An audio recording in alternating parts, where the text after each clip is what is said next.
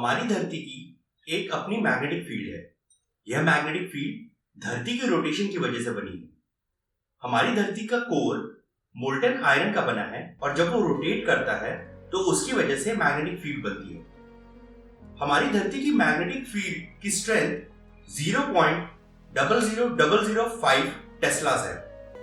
घरों में हम जो नॉर्मली फ्रिज मैग्नेट्स यूज करते हैं उनकी मैग्नेटिक फील्ड की स्ट्रेंथ 0.0001 टेस्लास होती है और MRI मशीन्स में जो मैग्नेट्स यूज होते हैं उनकी मैग्नेटिक फील्ड की स्ट्रेंथ 0.5 टेस्ला से 1.5 टेस्ला होती है। धरती पे जो सबसे पावरफुल मैग्नेट है उसकी मैग्नेटिक फील्ड की स्ट्रेंथ 44.14 टेस्ला है।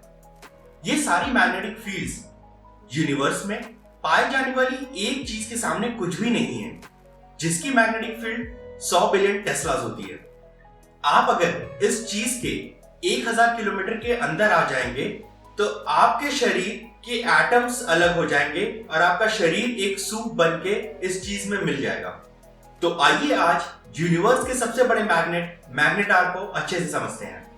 सूरज से जो तारे 10 से 29 टाइम्स ज्यादा भारी होते हैं वो एक सुपरनोवा एक्सप्लोजन में मरते हैं। सुपरनोवा एक्सप्लोजन होने के बाद तारों में इतनी एनर्जी नहीं बची होती कि वो ग्रेविटी से लड़ पाए।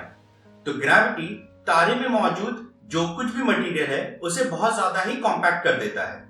ग्रेविटी तारे में मौजूद सभी एलिमेंट्स को इतना ज्यादा दबा देती है कि प्रोटॉन्स और इलेक्ट्रॉन्स कंबाइन होकर न्यूट्रॉन्स बन जाते हैं और इसीलिए जो चीज सुपरनोवा एक्सप्लोजन के बाद बचती है उसे न्यूट्रॉन स्टार्स कहते हैं।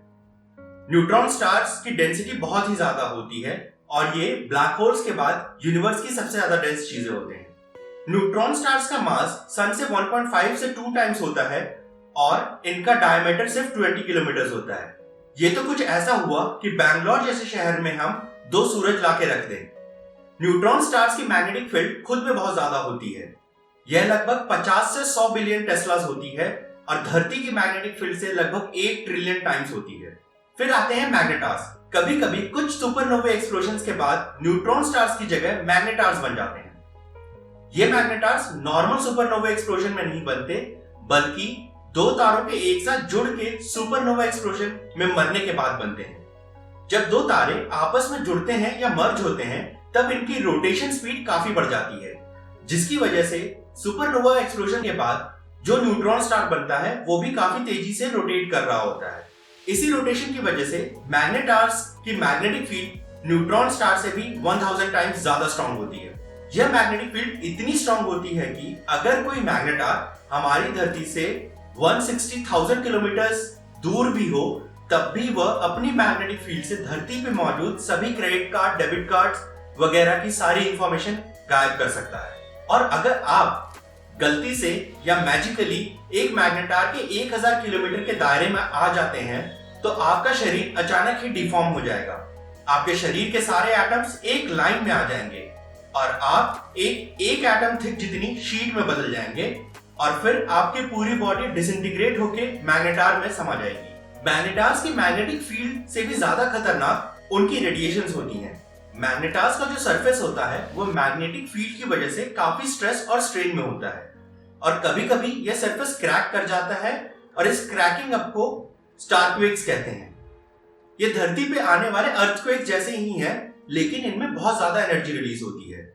ऐसे ही एक स्टारक्वेक में एक मैग्नेटार जिसका की नाम है SG 180620 उसने 1/10 ऑफ अ सेकेंड में इतनी ज्यादा एनर्जी रिलीज की जितना हमारा सन 100,000 ईयर्स में भी नहीं करता है।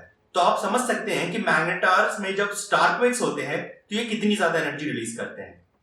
और यही स्टारक्वेक अगर किसी मैग्नेटार में होता जो कि हमारी धरती से सिर्फ 10 लाइट ईयर्स दूर होता तो कुछ ही सेकंड्स में हमारी धरती का पूरा एटमॉस्फेयर गायब हो जाता और हमारी धरती की सरफेस पे उस मैग्नेटार से आने वाली रेडिएशंस की वजह से सारी लाइफ खत्म हो जाती। हम इस बात से खुश हो सकते हैं कि हमसे सबसे करीबी मैग्नेटार 9000 लाइट ईयर्स दूर है। मैग्नेटार्स यूनिवर्स की बहुत ही फैसिनेटिंग चीजें हैं लेकिन इन्हें जितना दूर से एडमायर किया जाए उतना ही अच्छा। Thank you and stay curious.